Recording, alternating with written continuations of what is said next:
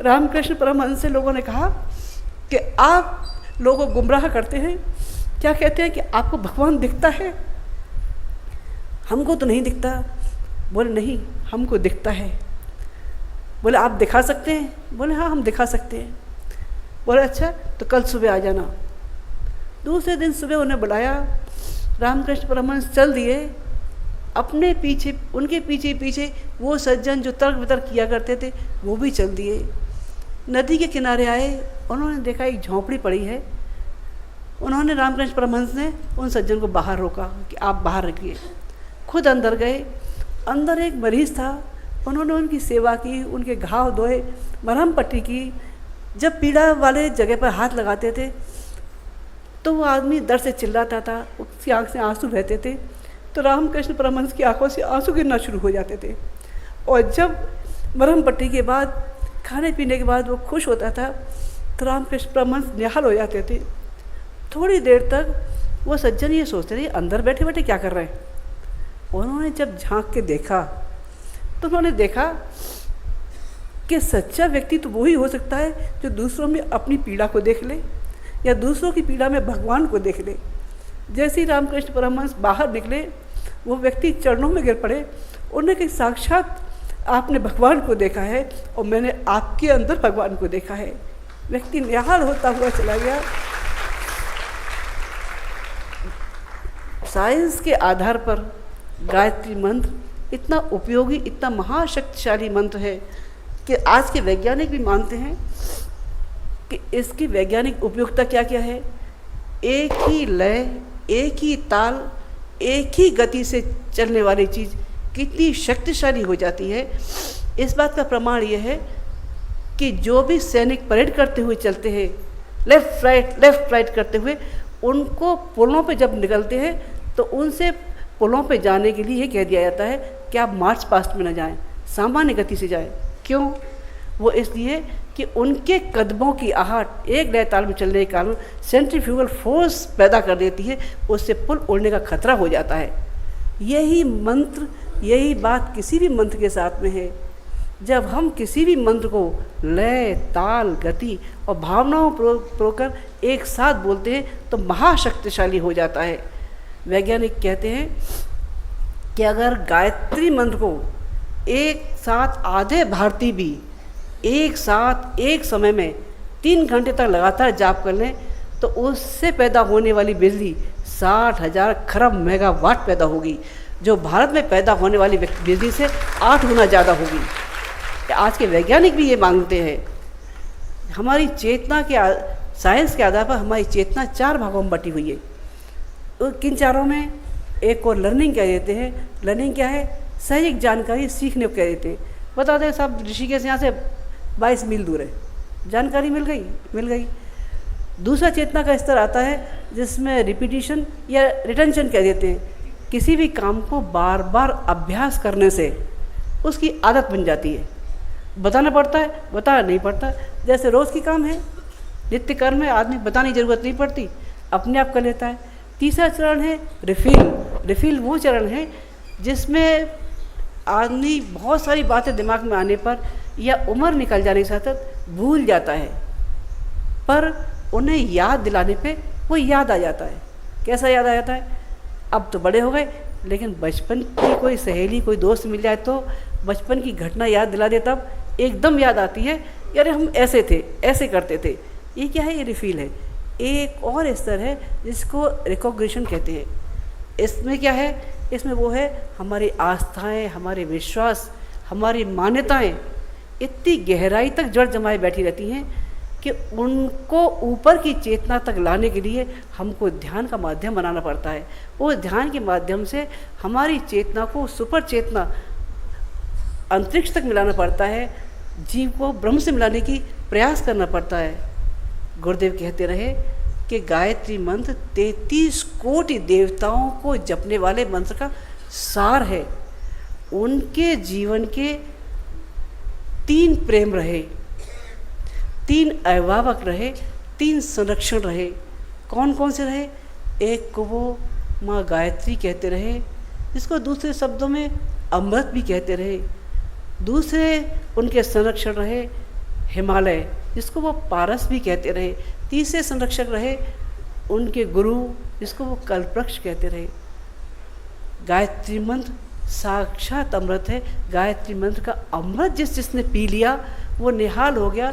इस जन्म के तो क्या, पिछले जन्मों के भी कसाय कर्मश दूर हो जाते हैं। गुरुदेव ने इस मंत्र का अमृत पिया, पता नहीं कितनों को जीवन दान दे दिया। आप में से पता नहीं, पुराने लोगों में से कितने लोग हैं नहीं पता। घटना बहुत पुरानी है। गुरुदेव नवसारी कार्यक्रम में गए। नवसारी कार्यक्रम में जहाँ ठहरे थे, वहाँ कार्यक्रम करने के बाद रात को विश्राम कर रहे थे। तो जिनके यहाँ ठहरे थे उनके साथ में मगन भाई गांधी थे। थोड़ी देर में नीचे घर में शोर शराबा होने लगा। मगन भाई गांधी जी को हार्ट अटैक पड़ गया। डॉक्टरों ने उनको मृत घोषित कर दिया। पंडित दिलापत जी उनके साथ थे। सोचते रहे गुरुदेव अभी विश्राम में है, अभी कैसे उनको जगाएं, क्या करें। लेकिन गुरुदेव तक उनकी चेतना की बात पहुंच गई। गुरुदेव ऊपर से उतर के आए, बोले क्या बात है। बोले मगन भाई को डॉक्टर ने कह दिया है ये मृत है, इनके अंदर जान नहीं है। गुरुदेव ने सबको शांत किया। थोड़ी देर ध्यान की मुद्रा में बैठे और ध्यान की मुद्रा में बैठने के बाद 3 बार सिर पे हाथ फिराया और 3 बार छाती पे हाथ फिराया और कहने लगे मगन भाई बेटा उठो, अभी तुम्हें बहुत काम करना है, अभी तुम्हें बहुत काम करना है। मगन भाई उठो उठो, और तीसरी बार उठो कहना था। मगन भाई उठ के बैठ गए। आज उनकी, और उसके बाद उन्होंने 20 साल तक गुरुदेव के साथ काम किया। आज उनकी तीसरी पीढ़ी भी मिशन के काम में लगी हुई है। ये गायत्री मंत्र का अमृत जिसने पी लिया, जिसने स्वाद चख लिया, वो निहाल होता हुआ चला गया। अगला गुरुदेव ने हिमालय को पारस बताया। पृथ्वी की सारी शक्तियों का ध्रुव केंद्र हिमालय, जहाँ से भौतिक शक्तियाँ भी आती हैं और आध्यात्मिक शक्तियाँ भी आती हैं। ऋषि मुनियों से लेकर देवताओं से लेकर सबका वास कहा जाता है। गुरुदेव वहाँ जाते रहे, शक्ति अर्जित करते रहे। वो कहते रहे ये वो पारस है जिसके पास लौह कण भी जाके कुंदन बन जाता है, सोना बन जाता है। गुरुदेव ने हिमालय की छाया में, हिमाच्छादित चोटियों में उनका व्यक्तित्व इतना विराट और शीतल हो गया कि जो भी कोई उनसे मिलने आता, वो चाहे कितना ही तपन से भरा होता, कितना ही दुख से भरा होता, वो शांति पाकर निहाल हो जाता। कलकत्ता के एक बहुत बड़े व्यापारी थे। ये भी घटना बहुत पुरानी है। उनको व्यापार में बहुत बड़ा घाटा हुआ। वो घर छोड़ के सीधे मथुरा पहुंच गए और गुरुदेव पास जाकर रोने लगे कि गुरुदेव, न तो मुझे नींद आती है, न भूख लगती है, न प्यास लगती है। इतना ज़्यादा घाटा हो गया है कि मेरा मन करता है कि मैं आत्महत्या कर लूँ। मेरे पत्नी बच्चों को मैं आपके हवाले करता हूँ।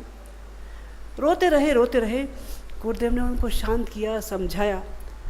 थोड़ी देर में जब उनका गुबार शांत हुआ तो गुरुदेव उनको पास लेके बैठे। बोले अच्छा ये बताओ तुम्हारे पास टोटल संपत्ति कितनी है। उन्होंने गिनाए, हमारे पास इतने मकान हैं, ये है, ये है, ये। बोले तुम्हारे पास सामान कितना कितना है, ये सामान है, ये सामान है, ये सामान है। बोले और घाटा कितना है। बोले घाटा 15-20 लाख का है। गुरुदेव कहने लगे तुम 20 लाख के घाटे को तो बोल रहे हो, लेकिन तुम्हारे घर में जो मौजूद है इतना सारा, उसका नहीं बोल रहे हो।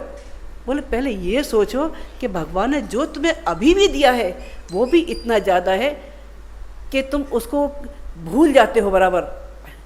उनके मन में शांति आई, थोड़ा वो हुआ। गुरुदेव ने कहा बेटा अब तुम शांत चित्त से सोचो, पहला काम ऐसा करो, तुमने इतने दिन से भोजन नहीं किया है, पहले भोजन करो। गुरुदेव पास बैठे रहे, उनको भोजन कराया। भोजन करने के बाद उनको नींद आना शुरू हुई। वो पूरे 2 दिन सोए और 2 दिन सोने के बाद जब उठे तो बोले गुरुदेव मैं वापस जाता हूँ। उन्होंने कहा देख बेटा विश्वास के साथ जाना, घाटा तेरा ऊपर वाला पूरा करेगा। जो हुआ है सो ना हुआ है, लेकिन जो आगे होने वाला है उसकी सुखद कल्पना कर और भविष्य के निर्माण में जुट जा। वो घर लौटे।